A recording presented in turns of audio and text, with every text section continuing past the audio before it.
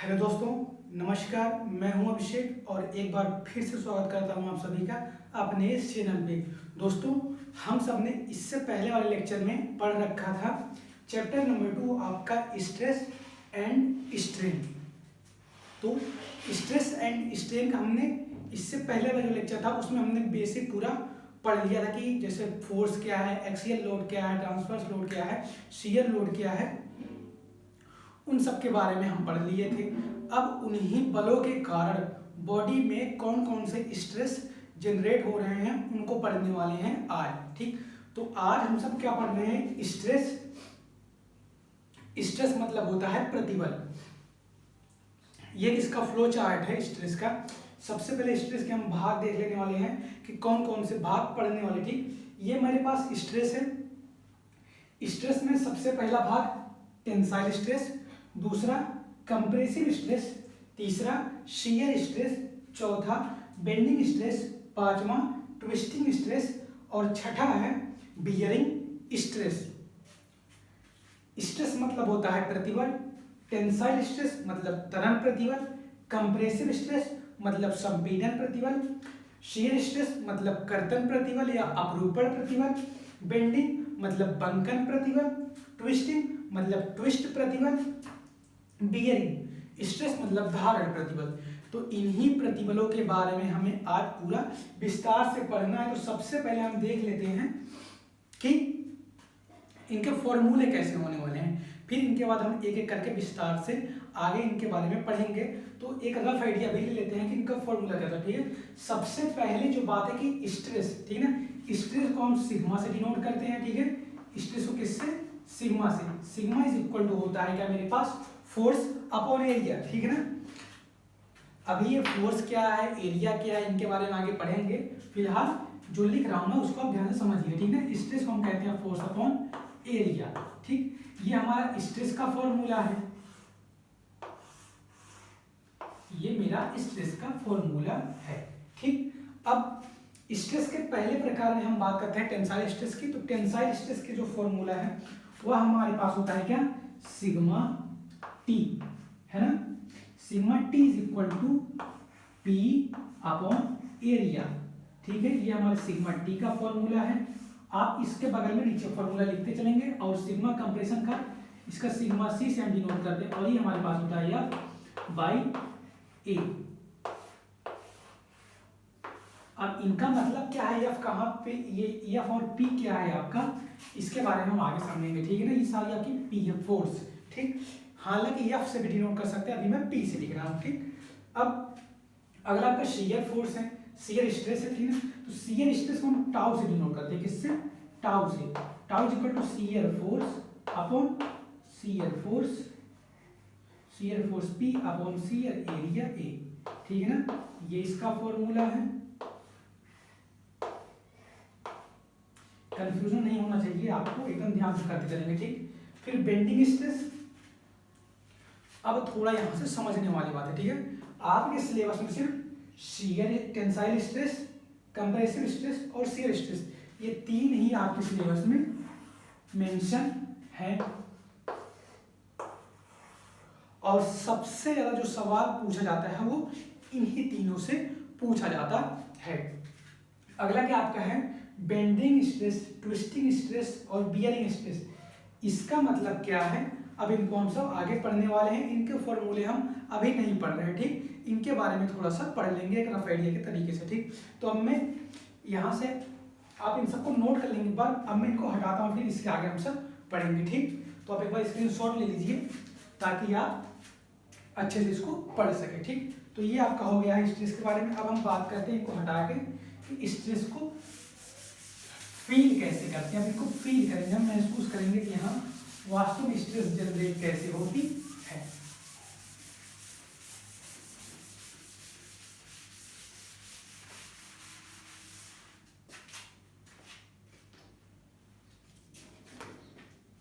हम सब बात करने वाले हैं किस पे? स्ट्रेस पे।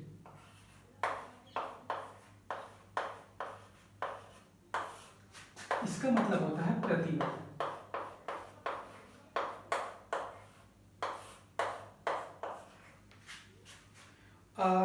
स्ट्रेस क्या होता है देखिए, थोड़ा समझना और इमेजिन करना, ठीक, तभी आसानी से समझ में आएगा क्या है स्ट्रेस। मेरे पास ये कोई बॉडी है, ठीक, मेरे पास ये कोई बॉडी है और मैं क्या करता हूँ, इस पर फोर्स लगा के खींचता हूँ या दबाता हूँ, ठीक है। तो यदि मैं इस पर फोर्स लगा के खींचता हूँ तो बॉडी के अंदर, है ना, जो कण है वो बॉडी को जैसी स्थिति है ऐसी स्थिति में बना के रखेंगे, ठीक। ध्यान से समझिएगा क्या है कि मैं फोर्स जहां लगा रहा हूं, ठीक है ना, इधर साइड में लगा रहा हूं, ठीक है, इस सेक्शन पे आपको, इसी सेक्शन पे, इस सर्कुलर सेक्शन पे मैं फोर्स लगा रहा हूं, ठीक। और जो फोर्स लग रहा है ये फोर्स कितना है इसका मान और इस किस सेक्शन पे लग रहा है इसका रेशियो होता है आपका स्ट्रेस, ठीक है। तो मैंने क्या कहा था, sigma is equal to force upon area. कितना फोर्स हम इधर लगा रहे हैं वो फोर्स पे और किस क्रॉस सेक्शन एरिया पे लग रहा है, क्रॉस सेक्शन एरिया ए, ठीक है। तो क्या होता है जब हम किसी पिंड को फोर्स लगा के खींचते हैं बाहर की तरफ, तो पिंड के अंदर जो कण है ना वह क्या करेंगे कि इस पिंड के जो कण हैं वो पिंड को अपनी ओरिजिनल स्थिति में बना के रखेंगे। मेरे कहने का मतलब क्या है कि जो फोर्स लग रहा है ना इस फोर्स को विरोध करेंगे, मतलब कि बॉडी को फैलने से रोकेंगे। क्या रोकेंगे, जो बॉडी के अंदर कण हैं वही रोकेंगे इस फोर्स को, ताकि इस फोर्स के कारण ये बॉडी बढ़े ना, ठीक है। तो जो इस बॉडी के अंदर कण है वह इस फोर्स का विरोध करेंगे, यही फोर्स, यही रेजिस्टिंग फोर्स आपका स्ट्रेस होता है, ठीक है। देखिए कैसे होता है कि जब हम किसी पिंड पर कोई बल लगाते हैं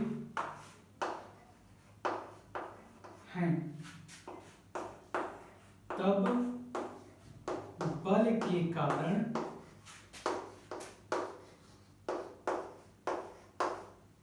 बॉडी विरूपित होना चाहेगी, है ना। जब हम किसी पिंड पर कोई बल लगाते हैं तब बल के कारण पिंड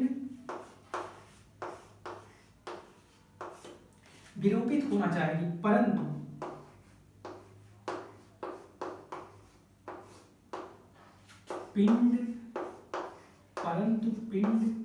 पिंड के आंतरिक कण लगाए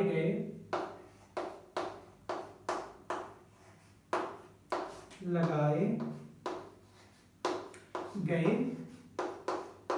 बाहरी बल का विरोध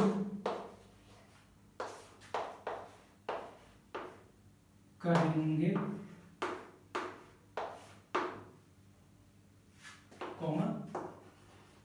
इसी विरोधी बल को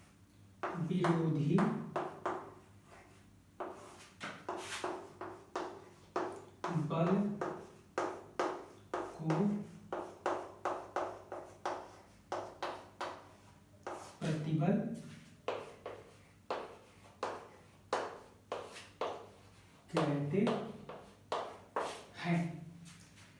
जब हम किसी पिंड पर कोई बल लगाते हैं तब बल के कारण पिंड विरूपित होना चाहेगी, परंतु पिंड के आंतरिक कण लगाए गए बाहरी बल का विरोध करेंगे, इसी विरोध बल को प्रतिबल कहते हैं, ठीक है।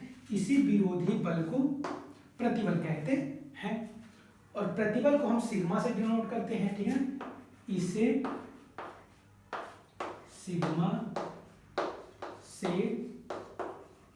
प्रदर्शित करते हैं, है ना। इस क्या है, इस विरोधी बल को हम सिग्मा से प्रदर्शित करते हैं और sigma is equal to force upon area, ठीक। ये नोट कर लीजिए आप। अब थोड़ा इसके आगे चलते हैं।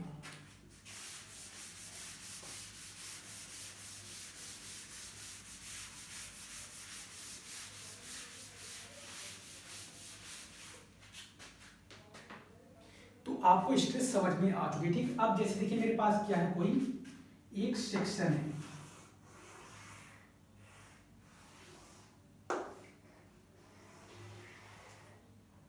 मैं यदि क्या करता हूं, इस पे फोर्स लगा के खींचता हूं, फिगर आप बना लेंगे। यदि मैं इस पे फोर्स लगा के इसको खींचने की कोशिश करता हूं और इसको क्या करता हूं, यहां सेंटर से एक क्रॉस सेक्शन काट देता हूं, तो मुझे कैसा दिखेगा।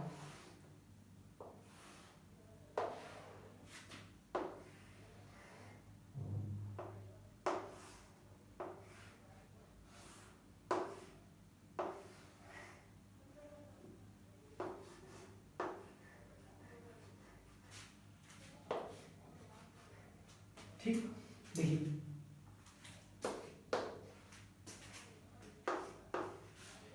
ये जो आपको दोनों फोर्स दिख रही है, ये जो आपको दोनों फोर्स दिख रही है, यह क्या करेगी, बॉडी को खींचने की कोशिश करेगी, ठीक। लेकिन बॉडी के अंदर जो कण है वह इसी बल का विरोध करेंगे और ये इसके अपोजिट दिशा में आएगी, ठीक है ना।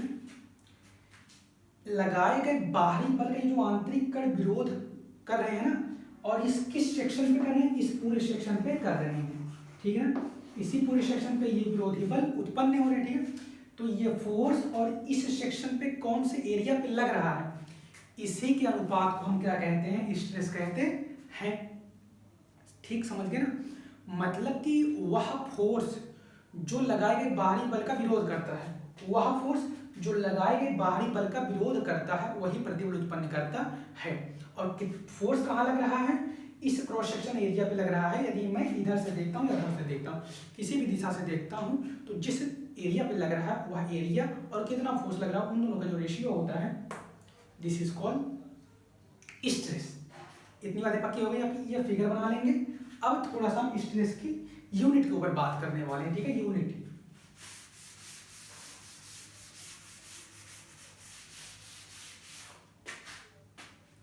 आप अभी तक पढ़ चुके हैं, जो फोर्स होता है उसको हम किससे मेजर करते हैं, न्यूटन में, और दूरी को या एरिया को मीटर स्क्वायर में, ठीक है। और हम इसको क्या बोलते हैं, पास्कल, पास्कल इसी को बोलते हैं, ठीक। अब सुनना, तो इसके यहां से जो यूनिट हो जाएगी, सिग्मा की जो यूनिट होगी वो होगी Newton per metre square. Newton per metre square, यहां से इसकी एरिया हो गई, ठीक है, ये यूनिट हो गई। अब हम क्या करते हैं कि इसको हम थोड़ा सा यूनिट को आगे ले चलते हैं, ठीक है। यदि हमें न्यूटन पर मीटर स्क्वायर से हमें क्या आना है, और न्यूटन पर एमएम स्क्वायर में आना है, ठीक। यहां पर हम स्ट्रेस की गणना करने वाले जो फोर्स लग रहा है उसकी गणना हम न्यूटन में करेंगे, और जो दूरी है उसकी गणना हम एरिया जो है एमएम स्क्वायर में करेंगे, ठीक। अब बात इसके आगे आती है। अच्छा ठीक है, अभी हम एमएम की बात बाद में करते हैं। यहाँ पे ये आपकी यूनिट, ठीक है। यदि यहाँ पे क्या है, आगे देखिएगा थोड़ा सा, 1 न्यूटन पर मीटर स्क्वायर, इसको हम 1 पास्कल भी तो लिख सकते हैं, ठीक। यदि यहाँ लिखा है 1 kilo Newton per metre square, इसको हम लिख सकते हैं 1 किलो पास्कल, ठीक। यदि यहाँ लिखा है, और इसको हम ऐसा लिख सकते हैं ना, 10 की पावर 3 पास्कल, ठीक। या ऐसा भी लिख सकते हैं 10⁻³ न्यूटन पर मीटर स्क्वायर। ऐसे लिख सकते हैं इनको। ठीक, अब यदि बात करते हैं हम 1 में किलो हो गया, अब आते हैं मेगा के ऊपर। 1 मेगा न्यूटन पर mm² इसको हम ऐसा लिख सकते हैं क्या, 1 मेगा पास्कल, ऐसा लिख सकते हैं। ठीक, और इसको हम ऐसा भी तो लिख सकते हैं क्या, 10⁻⁶ पास्कल। ठीक है, और इसको मैं ऐसा लिख सकता हूं। अब यहाँ पे थोड़ा सा बात आती है कि 10 की पावर, ठीक है, थोड़ा सा इसके आगे चलते हैं। ठीक है, इसको मैं ऐसा लिखता हूं क्या, 10⁻⁶ ठीक न्यूटन पर मीटर स्क्वायर। ठीक है, इतनी बात हो गई। अब क्या करते हैं हम, इस मीटर स्क्वायर को हम mm² में लेके जाते हैं। इस मीटर स्क्वायर को हम mm² में लेके जाएंगे तो क्या होगा। ठीक है, इसको मैं थोड़ा सा यहाँ इधर आगे करता हूँ सॉल्व। ठीक है, तो यहाँ से मेरे पास 10⁻⁶ न्यूटन पर मीटर स्क्वायर। हम जानते हैं क्या, 1 metre is equal to 1000 mm। ठीक है ना, ये हमें पता है। तो हम इस मीटर को mm में बदल देते हैं। ठीक, तो ये हमारे पास हो गया 10⁻⁶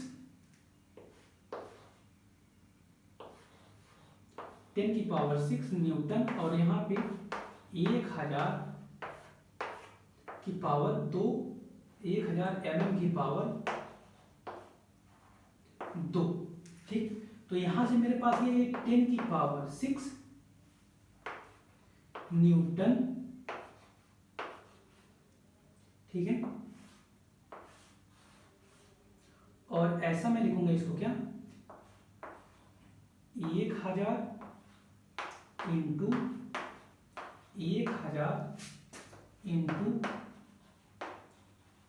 mm²। ऐसा लिख सकता हूं, आप नोट कर लीजिएगा। आप थोड़ा सा इसके आगे मैं ऊपर हटा देता हूं। ठीक है, आप साथ साथ नोट करते चलिएगा और समझते चलिएगा। ठीक,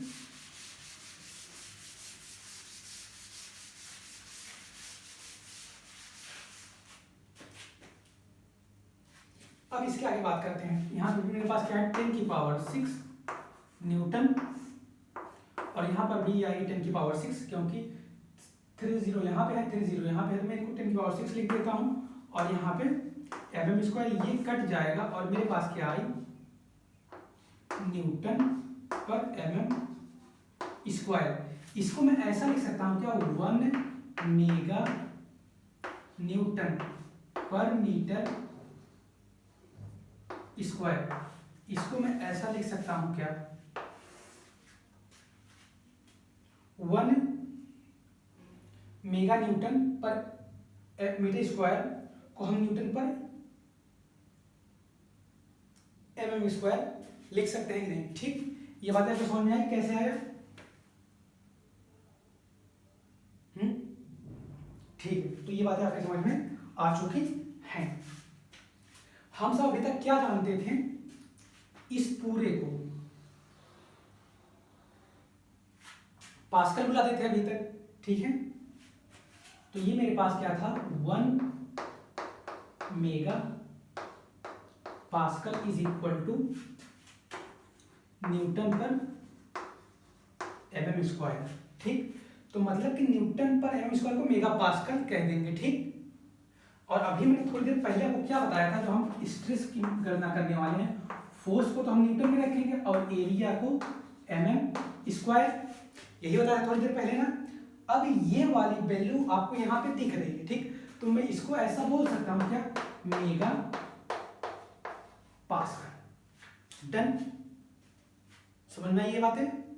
चलिए ठीक है, अब थोड़ा सा आगे चलते हैं। ये इतनी बातें आपको समझ में आ चुकी हैं। अब हम इसके उसके टाइप, स्ट्रेस के प्रकार पे चलते हैं, आगे बात करेंगे।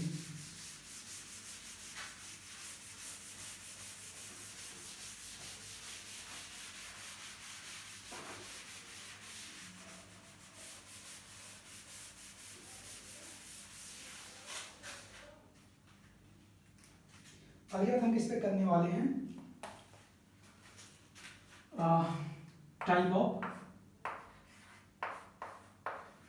टाइप्स ऑफ स्ट्रेस,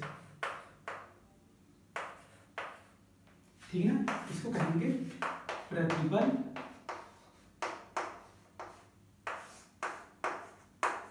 के प्रकार। क्या?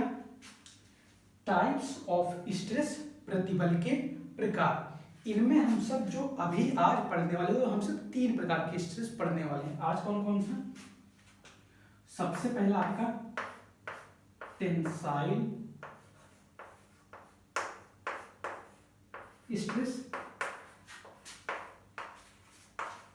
इसका मतलब होता है तनन प्रतिबल। तनन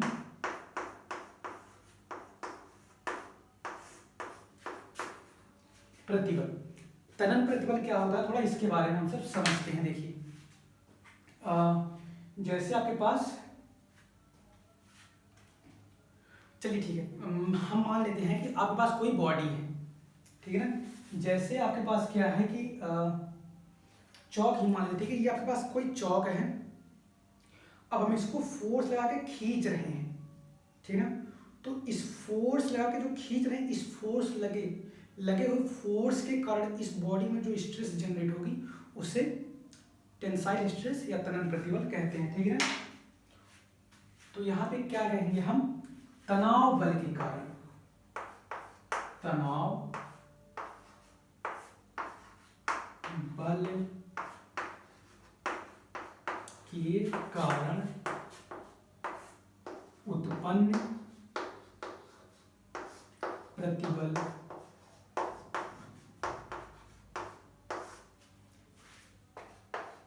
तनन प्रतिबल कहलाता है। तनन प्रतिबल कहलाता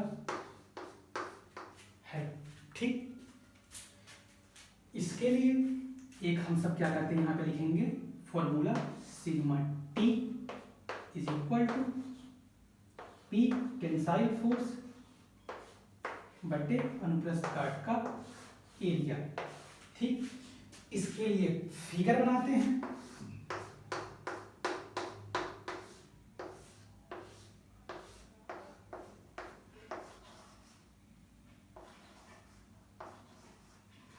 और इसका क्रॉस सेक्शन एरिया ए, ठीक। ये फिगर, ये चित्र बनाए और ये डेफिनेशन लिख ले, ठीक है। तो यहां से आपको ये टेंसाइल स्ट्रेस के बारे में समझ में आ गया। ये जो फोर्स है ना, इसको खींच रहा है, इस बस वो टेंशन में लाने की कोशिश कर रहा है, ठीक है। तो इस खिंचाव बल के कारण इस बॉडी में जो स्ट्रेस जनरेट हो रही है उसे हम कहते हैं तनन प्रतिबल, ठीक। एक बार मैं थोड़ा सा चेक करूंगा कि टाइम ज्यादा तो नहीं हो गया है।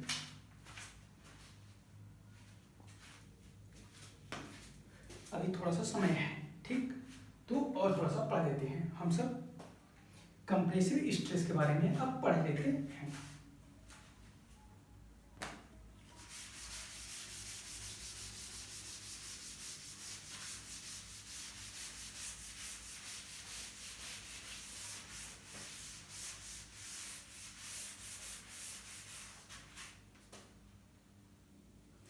कंप्रेसिव प्रतिबल, दूसरा आपका क्या है, दूसरा आपका है कंप्रेसिव प्रतिबल।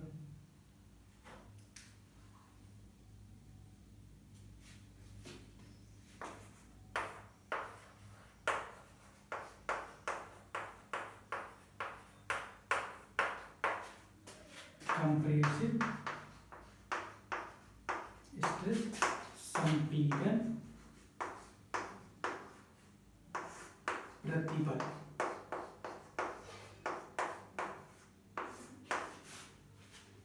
संपीड़न पर थोड़ा सा फिगर के माध्यम से समझते हैं।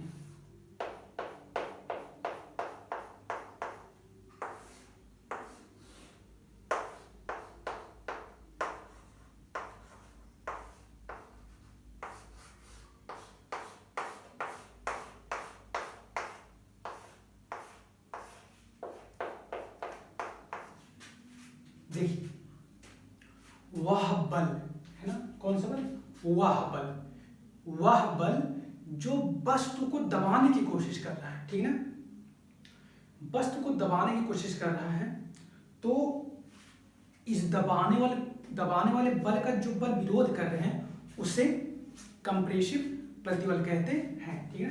तो वह बल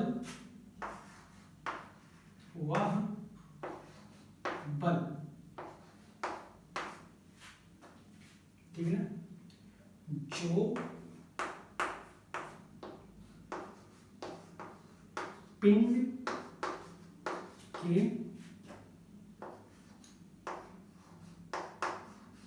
दबने का विरोध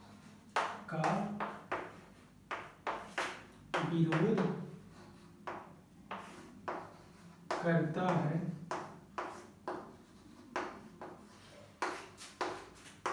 संपीड़न प्रतिबल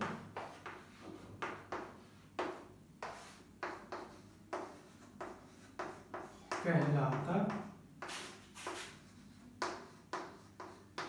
है।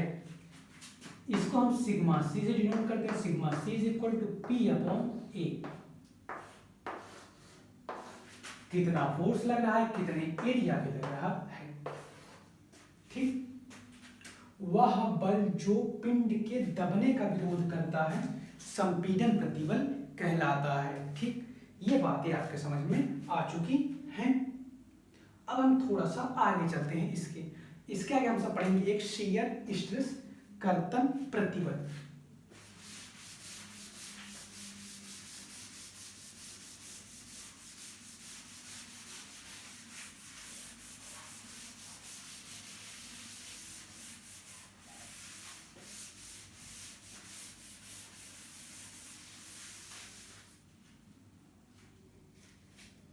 कर्तन प्रतिबल,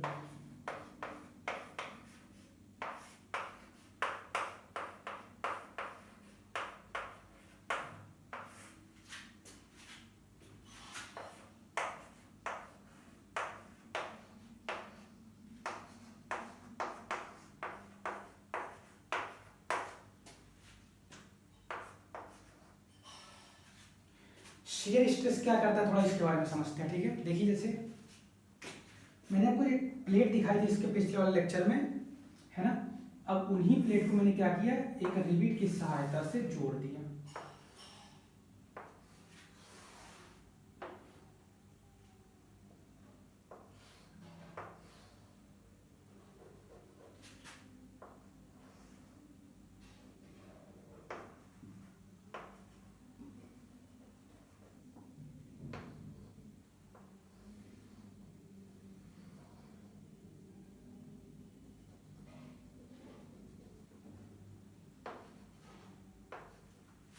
ठीक।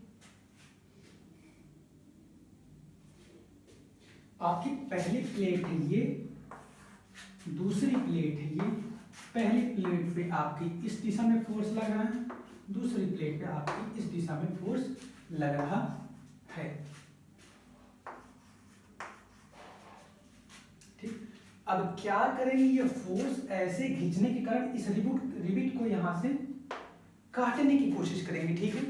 जब मैं इसको ऊपर से देखूंगा तो ये आपकी प्लेट होगी और बीच में यहाँ पे ये रिबिट का गोल सा सेक्शन दिखेगा।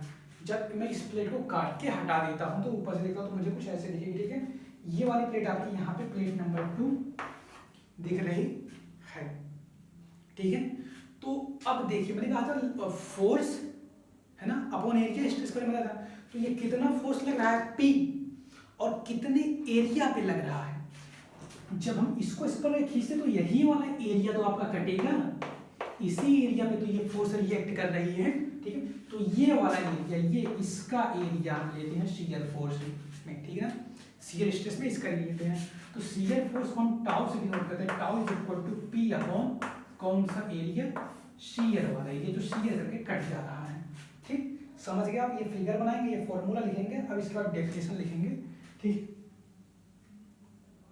चलिए लिखते हैं, वह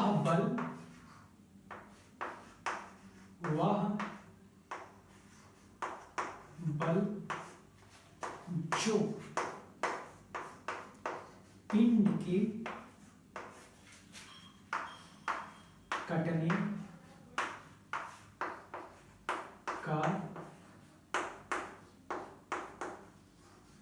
विरोध करता है। कर्तन प्रतिबल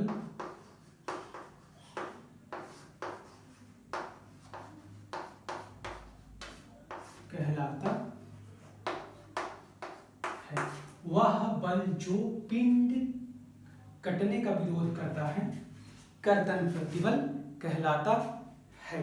ठीक, ये इतनी बातें आज आपके समझ में आ चुकी होंगी। ठीक, अब थोड़ी सी और बातें कर लेते हैं जो हमने अलग से पढ़ रखी थी उनके बारे में। ठीक है, आपके सिलेबस में सिर्फ इतना ही, हालांकि आपके एसएससी जेईई में भी सिर्फ इतना तक ही पूछा जाता है, इसके आगे नहीं पूछा जाता है।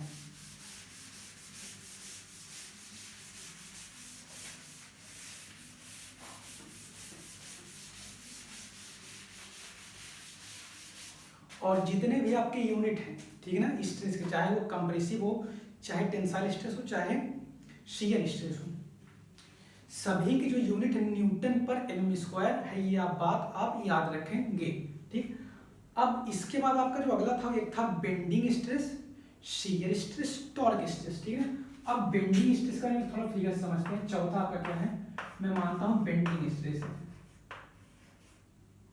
बेंडिंग स्ट्रेस बंकन प्रतिबल,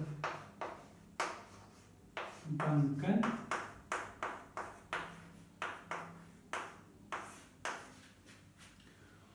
बंकन क्या प्रतिबल होता है, बंकन प्रतिबल क्या होता है, इसके बारे में थोड़ा सा देखते हैं।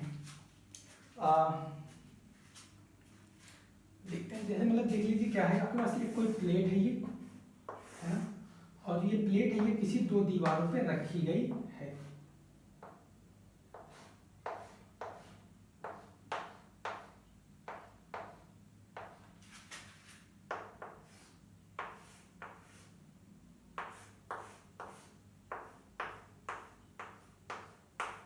ठीक है, ये आपके पास कोई मान लेते हैं स्लैब है, ठीक है ना, स्लैब।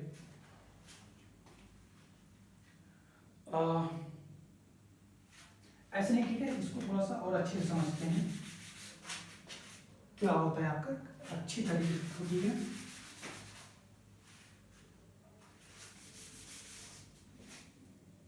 चलिए देखिए,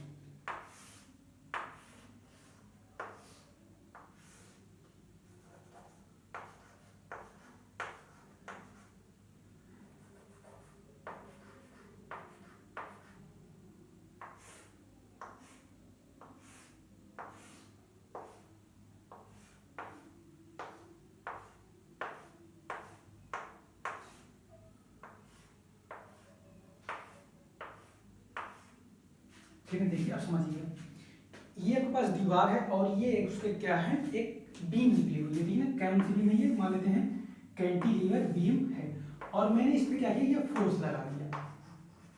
ठीक है, ये दीवार थी, उस पे निकला हुआ एक कैंटिलीवर बीम है, और इस बीम पे मैंने फोर्स लगा दी। ठीक है, तो हो सकता है आपकी बीम जो है कुछ इस तरीके से बेंड कर जाए। ठीक है ना, कुछ बीम आपकी इस तरीके से बेंड करेगी, तो इसी बेंड मतलब कि यहां तक बीम कैसे आई, इस फोर्स की वैल्यू ज्यादा थी। ठीक है, तो इसी फोर्स का विरोध करने वाले बल को बेंडिंग प्रतिबल कहते हैं। ठीक है, मतलब कि बेंडिंग बल का विरोध करने वाले प्रतिबल को बेंडिंग प्रतिबल कहते हैं। ठीक है, तो क्या इसमें लिखेंगे हम, बेंडिंग या बंकन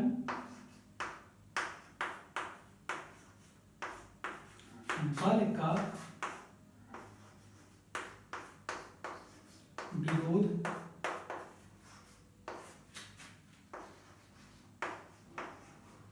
करने वाले बल को बंकन प्रतिबल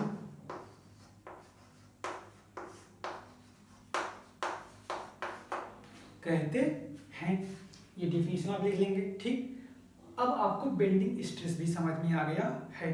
अब थोड़ा सा हम आगे चलते हैं आपके 5वीं स्ट्रेस के ऊपर। ठीक है,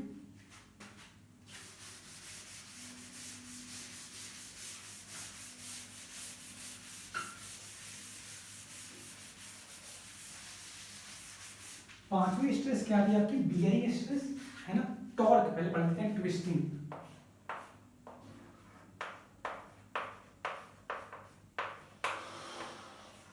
ट्विस्टिंग स्ट्रेस,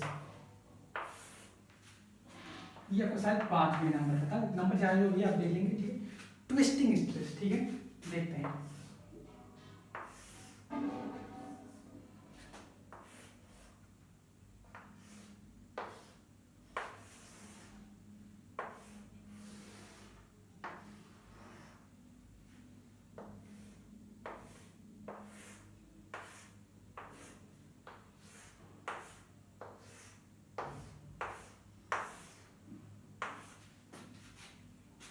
ये दीवार थी आपके पास,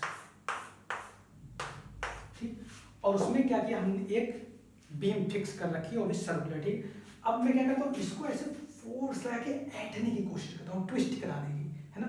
इसको मैंने बल लगा के ऐसे ऐंठने की कोशिश की, ट्विस्ट कराने की कोशिश की। इसमें मतलब ये आपका चौक है, मैं इसको इस दिशा में घुमा रहा हूँ। ठीक है ना, जैसे मतलब क्या है कि मान लीजिए अभी ये चौक है और मैं इसको ऐसे घुमा रहा हूँ, ऐसे घुमा रहा हूँ इस दिशा में, ट्विस्ट करने की कोशिश। तो इसको मैं क्या कर रहा हूँ, ऐसे ट्विस्ट करने की कोशिश कर रही हूँ। तो अब इस ट्विस्ट करने वाले बल का विरोध करने वाले बल को ट्विस्टिंग प्रतिबल कहते हैं। ठीक है ना, तो इसकी डेफिनेशन क्या लिखेंगे हम यहाँ पे?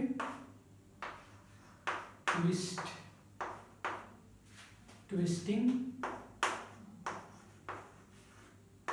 फोर्स है ना का विरोध करने वाले बल को ट्विस्टिंग स्ट्रेस कहते हैं।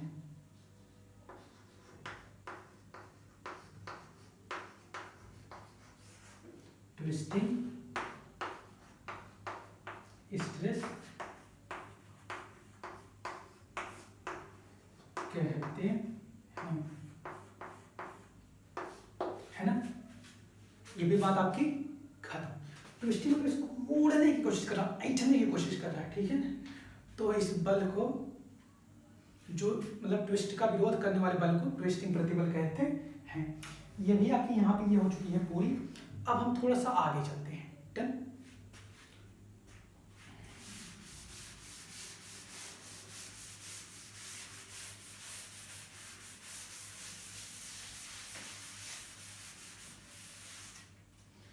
अगला आपका क्या है? बियरिंग स्ट्रेस, है ना। सबसे लास्ट में आपका क्या है? धारण प्रतिबल। धारण प्रतिबल, बियरिंग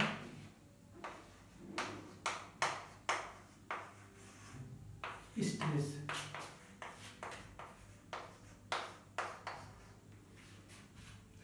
थोड़ा सा धारण प्रतिबल के बारे में समझते। ठीक है,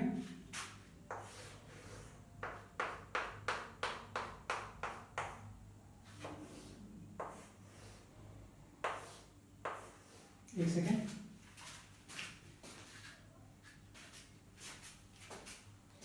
चल रहा है, बैटरी चार्ज नहीं थी इसलिए चेक कर रहा था। ठीक है, धारण प्रतिबल। ठीक है ना, इसमें मैं खूब फोर्स लगा के इसको दबाने की, पिचकाने की कोशिश करता हूँ। ठीक है, तो ये पिचकने का विरोध करेगी। ठीक है ना, तो क्या करता है वह बल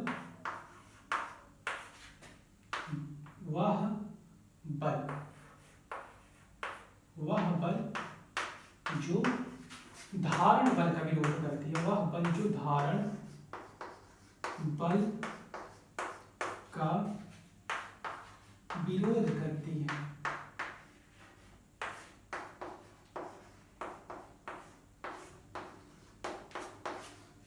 धारण प्रतिबल कहलाती है, धारण प्रतिबल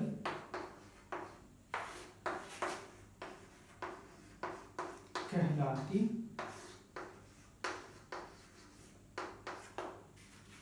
वह बल है ना, इस बॉडी के अंदर होगी वह बल कणों द्वारा जो लगाई जाएगी, तो वह बल जो लगाए धारण बल का विरोध करती है, धारण बल का विरोध करती है, धारण प्रतिबल कहलाती है। ठीक, तो आज हमने पूरा स्ट्रेस के बारे में पूरा पढ़ लिया है। अब इसके आगे हम पढ़ेंगे आगे आने वाले लेक्चर में पूरा स्ट्रेन के बारे में। तो आपका जो अगला लेक्चर आने वाला वो है पूरा स्ट्रेन के बारे में, स्ट्रेन के बारे में हम पूरी बात करेंगे आगे।